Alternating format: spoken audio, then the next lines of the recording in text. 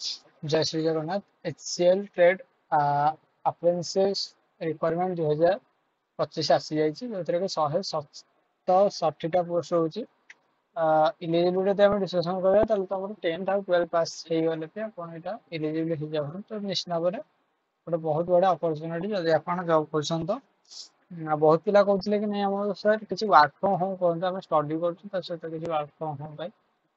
Work from home देखो actually कौन कथा कि आमर मार्केट रे 95% प्लस फेक अर्थ कि भाई पैसा लुटि नखंती ना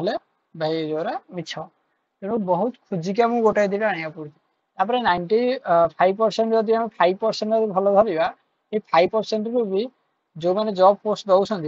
किसी प्रमोशन बेसीस दौरान मानने पैसा पत्र आनिकी प्रमोशन करके भाई दौरान तेणु आम क्या पाखु टंकाए प्रमोशन पाए आने आम जार प्रमोशन कर भाई फ्री रे प्रमोशन ही कर तेणु आमको जो ठीक लगे सीटा ही करिया कारण जोटा टेस्ट न करी मन इच्छा मुझे कहीदेवी से किसी असुविधा मानने लाभ ना निजर इज्जत सरिया छड़ सो निश्चित भाव चैनल को सब्सक्राइब करूँ छोट फैमिली टेलीग्राम ग्रुप भी चाहिए जॉइन कर दिखाँ सब्सक्राइब तो सियोर करूँ ना करना करूँ ना सो जब आम कह Hindustan copper limited requirement notification जोटा कि ट्रेड अप्रेंटिस फिल्टर अच्छी फिटर अच्छी इलेक्ट्रीशियन अच्छी वेल्डर अच्छी इटीसी 167टा पोस्ट आज पर अप्रेंटिस एक्ट रूल अनुसार आम यदि कह अगस्त 7 अप्लाई डेट स्टार्ट एंड हूँ अगस्त 27 मैंने बहुत कम डेट अच्छी कौन के रिक्वायरमेंट अच्छी से भी कहीदेला देख ब्लास्टर के डीजेल मेकानिक केतेटा फिल्टर केतेटा ये सब एमती 77टा पोस्ट एजुकेशन कति जावा कौन 10th पास कर दरकार मैट्रिक एग्जाम आमर 10 सहित 12 कर दरकार ITI ना भी चलो ऑल ओवर ट्रेड जोटा कि पास्ट आमर डीजेल मेकानिक फिटर ये मेकानिक्स वेल्डर एमती बहुत गुड़े पोस्ट रही जाऊँ तो 18 वर्ष स्टार्टिंग हो 25 सरी जाऊँ सैलरी विषय में डिस्कसन करा सैलरी ये आमर कौन है कहना ना कौन 1961 as per rule will be exception or specific in notification. It is not equivalent to full salary but मैंने सैलरी मेंशन करना बहुत बड़ा सैलरी मिल टेंशन नियंतु ना मैंने मिनिमम तो 15,000 प्लस 20,000 पाखापाखि स्टार्टिंग हो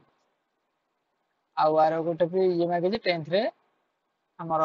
70% जदि आप ITI कर तो 30% जदि न कर किसी कथा ना जो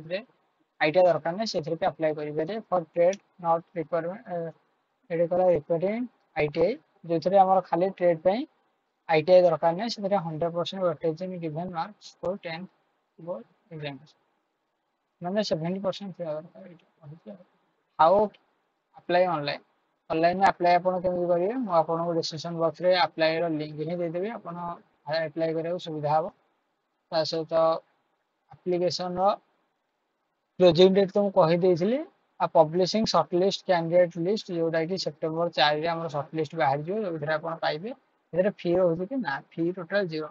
तेणु बहुत बड़ा ये रोजी कारण भाई फी 0 रोज माने से अप्लाई करंतु तो ये निश्चित भाव में आम चैनल को सब्सक्राइब करूँ सहित आम जो मैंने +3 पढ़ुं टे मतलब जनइबे जदि +3 आप पढ़ी जब भी देखा आसते आप कमेंट +3 टाइप कर दिखाँ जो मुझे जानदेवी आ ऑनर्स कौन कौन से आपको पचारदेवी आप +3 ऑनर्स लिखिए टाइप कर दिखाँ जय जगन्नाथ जय हिंद जय भारत।